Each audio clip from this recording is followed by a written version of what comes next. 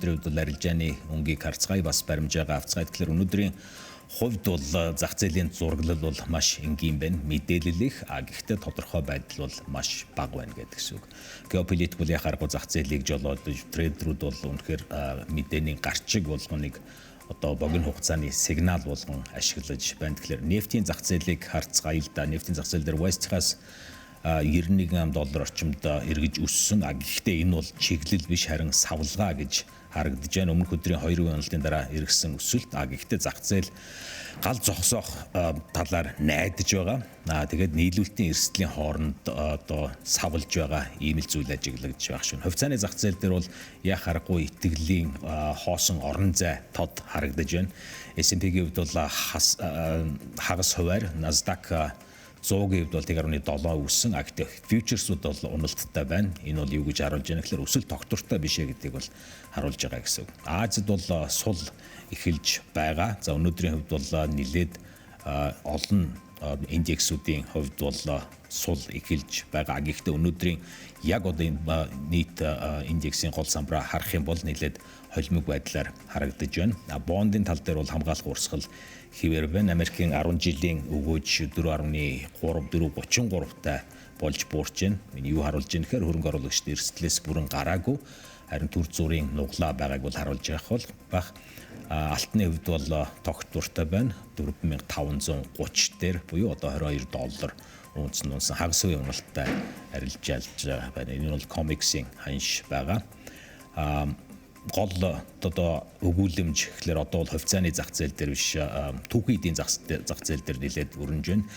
LME дээр зис бол оргил үеэс 19 одоо хувиар унж 11750 орчимд ирсэн байна. Энэ бол яхааргүй классик одоо байршлын одоо хувьд өөрчлөгдөж байгаа гэсэн үг. Энд хамгийн чухал нь юу гэхээр одоо байршлын зөрүүтэй байдал анзаарэгдэж байгаа гэсэн үг. Энэ юунаас харж байна? Энэ өөрөө зэсийн үн ханшинд бол нөлөөлж байгаа. Юунаас болж байгаа гэхээр хятадын хувьд бол яхааргүй трейдерүүд Шанхай Futures Exchange дээр нийт одоо позицийн хувьд бол шортлж байгаа. Өөрөлдөл зэсийн үн унана гэж үзсэн шорт барил нь одоо лонг позициос давсан гэдэг гэсэн үг. Net short гэдэг гэсэн үг.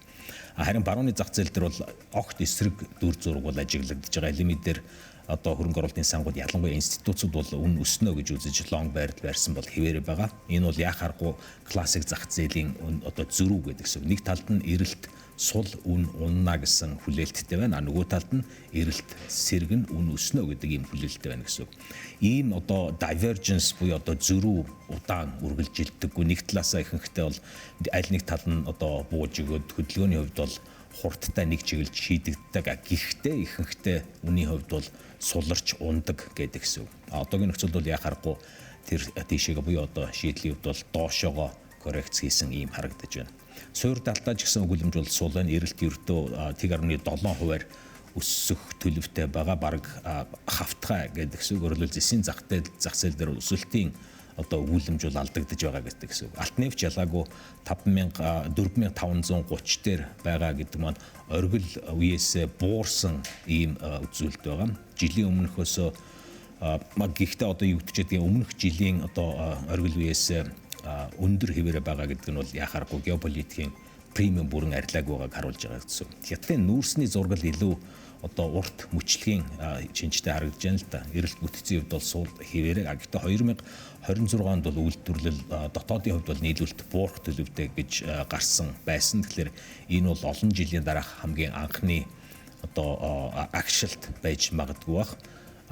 Эрчим хүчний нүүрс дээр илүүдэлтэй байгаа. Гэхдээ металлургийн буюу одоо коксч нүүрсний хувьд бол нийлүүлэлт нэлээд одоо сул хിവэрэ байгаа. Тэгэхээр үнэ нь бол 1300-аас 1800 юаны хооронд хэлбэлцэх ийм цикл тодорч байна гэдгийг бол ажиглагч шинжээчид бол харж байна. Харин макро төвшин зах зээл бодит өгөгдлөж харин шийдэл гарна гэсэн ийм итгэл дээр л тоглолт явж байгаа шиг байна. Америкийн хувьд бол хилцээг урагшлуулах оролдлого бол хийж байгаа. Гэхдээ Ираны хувьд бол эрсдэс огт өөр байр суурь бол баримтж байгаа. Тэгэхээр өөрсдийн нөхцлүүдийг тулгаж байгаа гэсэн. Тэгэхээр яриа хэлцээ бол явагдаагүй байна гэдэг оролдлогууд хийж байгаа. Гэхдээ явагдаагүй байна гэдэг ийм гол зураглалыг бол авч явах хэрэгтэй. Гэхдээ бүс нутагт бол яхааргүй сэргийн оролцоо нэмэгдэж байна. Тэгэхээр бол энэ эрсдлийг бууруулах биш.